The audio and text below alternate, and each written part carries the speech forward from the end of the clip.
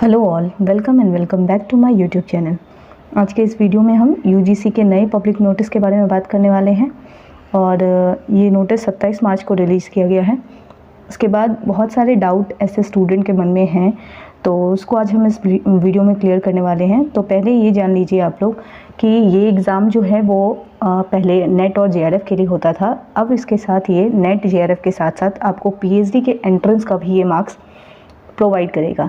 यानी इससे पहले जो आप नेट जेआरएफ के एग्ज़ाम की तैयारी करते थे तो आप मिनिमम फोकस जो है वो नेट के लिए करते थे। अब आपको जो मिनिमम फोकस करना है वो एटलीस्ट अचीव करना है आपके पीएचडी एंट्रेंस को। इससे बेनिफिट किसको होगा, नुकसान किसको होगा, इसके बारे में भी बात करने वाले हैं। तो पहले हम लोग इस नोटिस को पूरा रीड कर लेते हैं, क्योंकि आप लोग नोटिस को पूरा पढ़ते नहीं हैं और शायद इसी वजह से ज़्यादा डाउट होता है। ठीक है, तो 2 पेज के इस नोटिस में जो मेन बात है वो पहले हम क्लियर कर लेते हैं।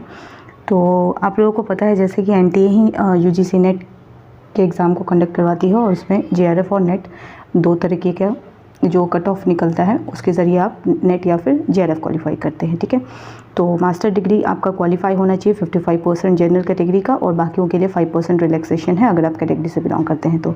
ठीक है, तो पहले आप 2 ही तरीके से इसे कर सकते थे, इस एग्ज़ाम में 2 तरीके से बेनिफिट ले सकते थे। अभी ये तीसरा बेनिफिट आप लोगों को यूजीसी दे रही है, क्योंकि आप जिस भी यूनिवर्सिटी के लिए अप्लाई करते हैं, जैसे डीयू जेएनयू के लिए आप जब अप्लाई करते हैं तो वहाँ 2 तरीके के लिए पीएचडी के लिए 2 तरीके के फॉर्म आते हैं, एक आपका एंट्रेंस के थ्रू और दूसरा आपका इंटरव्यू के थ्रू। तो जो एंट्रेंस है वो यूनिवर्सिटी अलग अलग कंडक्ट करवाती थी, और किसी यूनिवर्सिटी में खासकर ये जो नोटिस जारी किया गया है वो इस बेसिस पे, क्योंकि कुछ यूनिवर्सिटी जेआरएफ वालों का भी एग्ज़ाम लेती थी, जैसे वर्धा थी और इलाहाबाद थी और इग्नू भी थी इसमें इंक्लूडेड, जो जेआरएफ वालों का भी एग्ज़ाम लेती थी। उसके बाद ये रूल चेंज हुआ है और उसके बाद फिर सिर्फ नेट वाले बच्चे एंट्रेंस में अपीयर होते हैं। ठीक है, कुछ यूनिवर्सिटी में सिर्फ नेट वाले ही अपीयर होते थे, लेकिन कुछ एक्सेप्शनल वाले हैं जिसका नाम मैंने बता दिया आप लोगों को, इनमें जेआरएफ वालों को भी एग्ज़ाम देना पड़ता था। इस वजह से यूजीसी ने इस एग्ज़ाम के थ्रू ही एक प्रॉपर सेटअप कर दिया कि इस तरीके से आप लोग पीएचडी के लिए भी एलिजिबल हो जाते हैं इस एग्ज़ाम को जब आप देते हैं। तो इस मीटिंग के अकॉर्डिंग अब जो एग्ज़ाम होने वाला है आप लोगों का यूजीसी नेट जेआरएफ का, जो 2 साइकिल में एग्ज़ाम किया जाता था हर साल, 1 जून के टाइम पे एग्ज़ाम होता था और 1 दिसंबर के टाइम पे एग्ज़ाम होता था। तो पहले जो जून के टाइम और दिसंबर के टाइम एग्ज़ाम होता था उसमें एक एग्ज़ाम के ज़रिए आप नेट और जेआरएफ दोनों के लिए क्वालिफाई होते थे। नेट आपका असिस्टेंट प्रोफेसर के लिए ज़रूरी है, और जो जेआरएफ है वो आप पीएचडी के लिए आपको फेलोशिप या स्टाइपेंड कह लीजिए आप, वो आपको मिलती है। ठीक है, तो नेट के लिए भी फेलोशिप और स्टाइपेंड है, लेकिन वो भी कुछ शायद पर्टिकुलर स्टूडेंट्स के लिए हैं, वो यूनिवर्सिटी के ऊपर डिपेंड करता है वो कितना फेलोशिप देते हैं और कितने बच्चों को फेलोशिप देंगे। ठीक है, तो नेट के लिए 8000 है, और अगर कहीं है तो शायद 10,000 है, लेकिन मेरे नोन में वो 8000 है फेलोशिप यूनिवर्सिटी जब देगी। जेआरएफ के लिए जो फेलोशिप है वो आपका 37 है। ठीक है, 37,000 है आपका पर मंथ जेआरएफ के लिए। फिर आपका 2 साल के बाद आपका एसआरएफ में कन्वर्ट होता है, तो वो 3 साल के तक है। ठीक है, तो मेनली यहाँ पे ये डिस्कस करना है कि जो पीएचडी के लिए जो आप लोग अलग अलग यूनिवर्सिटी में फॉर्म फिल करते थे, वहाँ अलग से आपको एंट्रेंस देना पड़ता था, उससे अब आपको छुटकारा मिल जाएगा और आप एक फॉर्म के ज़रिए, ठीक है, नेट जेआरएफ के एक फॉर्म के ज़रिए आप 3 अलग अलग चीज़ों के लिए एलिजिबल हो जाते हैं। ठीक है, तो पहली कैटेगरी है आपका जिसमें आप एलिजिबल होते हैं पीएचडी के एडमिशन के लिए, जेआरएफ के लिए और नेट के लिए। यानी आपको पीएचडी के एंट्रेंस में भी छूट मिल जाएगी, आपको जेआरएफ भी मिल जाएगा और आपको नेट भी मिल जाएगा। दूसरी कैटेगरी है आपका पीएचडी एडमिशन के लिए, और दूसरा पीएचडी एडमिशन और नेट के लिए। तीसरा जो कैटेगरी है वो उसके अंदर आपका सिर्फ और सिर्फ पीएचडी एडमिशन के लिए। तो मे बी आप जब फॉर्म फिलिंग जब ये आए तो फॉर्म फिलिंग में हो सकता है अलग अलग चार्जेस हों, क्योंकि अगर कोई स्टूडेंट सिर्फ और सिर्फ जेआरएफ क्रैक करना चाहता है तो शायद उसके लिए अलग फ़ी हो, और जो जेआरएफ और नेट दोनों क्लियर करना चाहता है उसके लिए शायद अलग फ़ी हो, और जो तीनों क्लियर करना चाहता है शायद उसके लिए अलग फ़ी हो। क्योंकि जब आप सीयूईटी पीएचडी का आपने फॉर्म फिल किया था तो उस टाइम भी इसी तरीके से फॉर्म को बनाया गया था कि 4 अलग अलग यूनिवर्सिटी का एग्ज़ाम जो पीएचडी एंट्रेंस का है वो एक साथ कंडक्ट करवाया जाएगा, लेकिन उसमें भी फ़ी के चार्जेस अलग अलग थे। यानी आप अगर 1 यूनिवर्सिटी के लिए अप्लाई करते हैं तो उसके चार्जेस अलग थे, 3 यूनिवर्सिटी के लिए अप्लाई करेंगे तो उसके लिए चार्जेस अलग थे। तो हो सकता है फ़ी इनहेंस हो जाएगा। तो ये एक चीज़ है। और इस एक एग्ज़ाम के ज़रिए आप किसी भी सेंट्रल यूनिवर्सिटी, स्टेट यूनिवर्सिटी या प्राइवेट यूनिवर्सिटी के लिए एलिजिबल हो जाते हैं पीएचडी में एडमिशन के लिए, ठीक है। पीएचडी के एडमिशन में भी 2 प्रोसीजर हैं, एक आपको एंट्रेंस के थ्रू गुजरना होता है, दूसरा इंटरव्यू कंपलसरी है, चाहे आप एंट्रेंस क्लियर कर लें या फिर आप जेआरएफ हो, आपको इंटरव्यू ज़रूर देना होगा पीएचडी के लिए। इंटरव्यू के लिए आपको प्रपोज़ल बनाना ज़रूरी है। तो ये सिर्फ आपका जो स्टार्टिंग जो बैरियर था आप लोगों के लिए, अगर आपके पास जेआरएफ और नेट नहीं है तो उसके लिए सॉल्यूशन था कि आप एक एग्ज़ाम की तैयारी के ज़रिए आप जेआरएफ भी क्रैक कर सकते हैं, नेट भी क्रैक कर सकते हैं और पीएचडी के एंट्रेंस को भी क्रैक कर सकते हैं, ठीक है। तो ये 3 कैटेगरी था। हो सकता है फॉर्म में इस तरीके जो फ़ी जो है वो इन्हेंस हो जाएगी। पहले शायद 1000 था जनरल वालों के लिए फ़ी, अभी ये 3 अलग अलग कैटेगरी के अगर तरीके से अगर ये फॉर्म फिलिंग होगी तो शायद उसमें कुछ इंक्रीमेंट दिखे, ठीक है।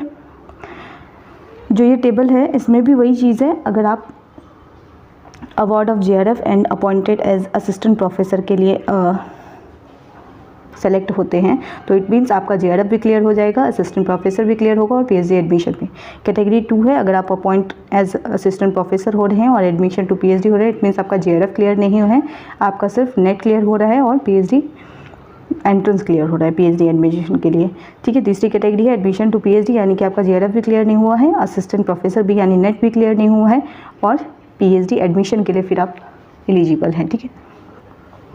तो असिस्टेंट प्रोफेसर के लिए नेट कंपलसरी है। तो अब जब आप फॉर्म के लिए प्रिपेयर करेंगे तो आपका जो कट ऑफ होगा वो 3 अलग अलग सेक्शन में बटेगा, क्योंकि पीएचडी एंट्रेंस का एक अलग कट ऑफ होगा, नेट के लिए एक अलग कट ऑफ होगा और जेआरएफ के लिए एक अलग कट ऑफ होगा, ठीक है। तो इन 3 चीज़ों को देखते हुए, और शायद सिलेबस चेंज होने की भी बात आ रही थी, अब देखते हैं सिलेबस क्या होने वाला है।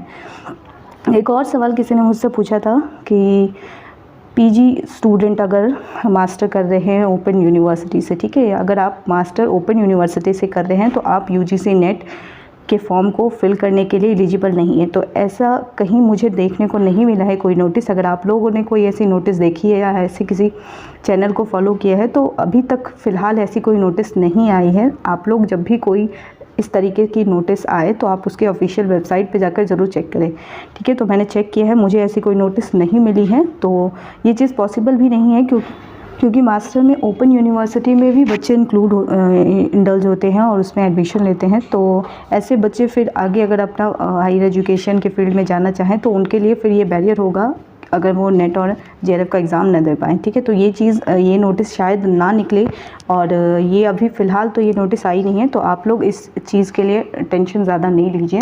और ओपन यूनिवर्सिटी से जो मास्टर कर रहे हैं वो बच्चे भी यूजीसी नेट जेआरएफ के लिए एलिजिबल हैं और वो आगे पीएचडी भी कर सकते हैं और जेआरएफ के लिए भी क्वालिफाई कर सकते हैं, ठीक है। तो ये एक डाउट था जो किसी लर्नर ने मुझसे पूछा था, ठीक है। तो हालांकि मैंने उसे कमेंट सेक्शन में रिप्लाई कर दिया था, लेकिन फिर भी अगर आप लोगों में से भी किसी ने इस नोटिस को सुना है तो फ़िलहाल ये फेक न्यूज़ है। और अगर इसके रिगार्डिंग अगर आपको कोई ऑफिशियल नोटिस मिलती है तो प्लीज़ मुझे कमेंट सेक्शन में बताइएगा, ठीक है।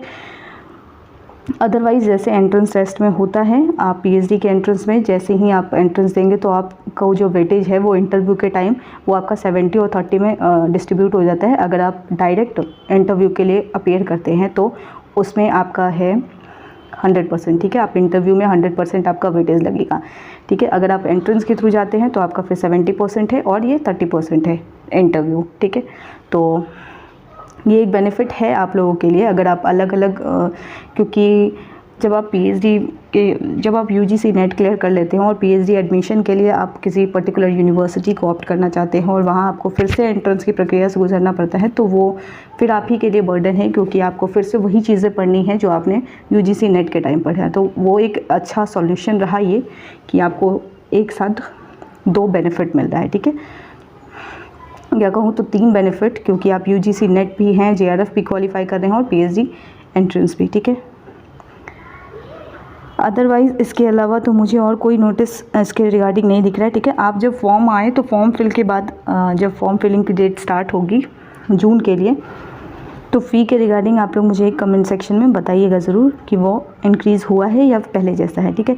एक और सवाल था कि जो नेट की जो वैलिडिटी है, जेआरएफ की जो वैलिडिटी है, उसमें कोई फ़र्क पड़ेगा या नहीं। तो जेआरएफ की वैलिडिटी 3 साल है, यानी कि आपका जब से डेट ऑफ रिज़ल्ट जो है, अवार्ड लेटर का जो रिज़ल्ट डेट आएगा, issuing date, date of issuing date जो है आपका अवार्ड लेटर का, उससे आप 3 साल का कैलकुलेट करेंगे। विदिन 3 ईयर आपको पीएचडी में एडमिशन लेना होता है, ठीक है। ये जीआरएफ के लिए। नेट आपका लाइफ टाइम वैलिड होगा, लेकिन ये जो पीएचडी एंट्रेंस वाला जो आपको स्कोर कार्ड मिलेगा, वो आपका सिर्फ 1 साल तक वैलिड रहेगा, ठीक है। तो 3 अलग अलग वैलिडिटी है। जेआरएफ के लिए 3 साल है, नेट लाइफ टाइम है आपका, लेकिन जो पीएचडी एंट्रेंस वाला जो स्कोर होगा वो आपका सिर्फ 1 साल वैलिड है। यानी कि अगर आप पीएचडी में एडमिशन उस बेसिस पे लेना चाहते हैं, यानी कि इसी पीएचडी एंट्रेंस टेस्ट के बेसिस पे, तो आपको विदिन 1 ईयर किसी भी यूनिवर्सिटी में एडमिशन लेना होगा, ठीक है। तो ये एक नुकसान देने वाली चीज़ है कि आपको 1 साल के भीतर, क्योंकि एडमिशन प्रोसीजर बहुत डिले होते हैं यूनिवर्सिटी में, और 1 साल में एडमिशन ले पाना ये थोड़ा चैलेंजिंग होगा। लेकिन फिर भी आप अलग अलग यूनिवर्सिटी में जहाँ आपकी प्रायोरिटी लिस्ट है, जैसे मैंने आपको बताया कि जैसे ही आपका ये सब कुछ क्लियर हो जाए, यूजीसी नेट क्लियर हो जाए, जेआरएफ क्लियर हो जाए, अब अगर आपका पीएचडी एंट्रेंस भी क्लियर हो जाए, तो आप लोग अपनी एक प्रायोरिटी लिस्ट ज़रूर बना लीजिए जहाँ जहाँ आपको एडमिशन लेना है, और जिस अकॉर्डिंग उनकी वैकेंसी जो है प्रीवियस वाली है वो ज़रूर देख लीजिए, ठीक है। क्योंकि जब आपका, जैसे अगर आपने जून के टाइम एंट्रेंस टेस्ट वाला ये जेआरएफ नेट और एंट्रेंस टेस्ट अगर क्लियर कर लिया, तो आप लिस्ट बनाइए कि कौन सी यूनिवर्सिटी है जो दिसंबर के टाइम पे फॉर्म रिलीज़ करेगी या उससे पहले फॉर्म रिलीज़ करने वाली है, ठीक है। तो प्रायोरिटी लिस्ट बनाइए, उसके previous notification release, PhD admission के लिए जो नोटिफिकेशन रिलीज़ हुए उस डेट को ज़रूर देखिए, ठीक है। तो यही एक तरीका है। आप अगर 1 साल में आप पीएचडी में एनरोल लेना चाहते हैं, तो आपको थोड़ा बहुत खुद से ये मेहनत करना पड़ेगा। और जो वो चीज़ थी वैलिडिटी के लिए, वो फिर से बता देती हूँ, 3 साल जेआरएफ के लिए है, नेट आपका लाइफ टाइम होगा, और जो पीएच क्लियर करेंगे तो आपका उसकी जो वैलिडिटी है वो आपका 1 साल होगा, ठीक है। तो ये 3 चीज़ें थी। और सीयूईटी पीएचडी का क्या होगा ये तो मुझे नहीं पता। कुछ सब बच्चे ये भी सवाल पूछ रहे थे कि फिर सीयूईटी पीएचडी का क्या मतलब। तो देखिए, मे बी शायद वो हट जाए और वो उसको अब ख़त्म कर दिया जाए, और या फिर वो दोनों साथ में चलेंगे कि अगर आपका इधर क्लियर नहीं हो तो फिर आप सीयूईटी पीएचडी के थ्रू, एंट्रेंस के थ्रू वो क्लियर कर सकें। तो अभी फ़िलहाल तो इसी की न्यूज़ आई है। सीयूईटी पीएचडी के बारे में जो नोटिफिकेशन है वो शायद एनटीए की वेबसाइट से ही पता चलेगा कि उसके नेक्स्ट फॉर्म कब आएंगे। अदरवाइज़ आप पीएचडी एंट्रेंस के लिए इस फॉर्म को फिल कर सकते हैं, ठीक है। सीयूईटी पीएचडी के लिए वेट करने से बेहतर है कि आप इसी फॉर्म को फिल कीजिए। तो वीडियो को यहीं पे एंड करते हैं। वीडियो को एंड तक देखने के लिए थैंक यू सो मच। और इसके रिगार्डिंग और कोई डाउट हो तो आप इसी वीडियो के कमेंट सेक्शन में लिख दीजिएगा। और इग्नू के लिए जो भी सवाल पूछ रहे थे कि इग्नू पीएचडी का फुल वीडियो जो है वो प्रॉपर, वो मैं जल्दी ही अपलोड करने वाली हूँ, ठीक है। और एडमिशन इंटरव्यू के लिए आप लोगों को पर्सनली मेल आ जाएगा, तो उसके लिए टेंशन नहीं लेना। और उसमें जो डॉक्यूमेंट आप लोगों को बताए जाएंगे उसी अकॉर्डिंग आप डॉक्यूमेंट को अरेंज कर लीजिएगा, ठीक है।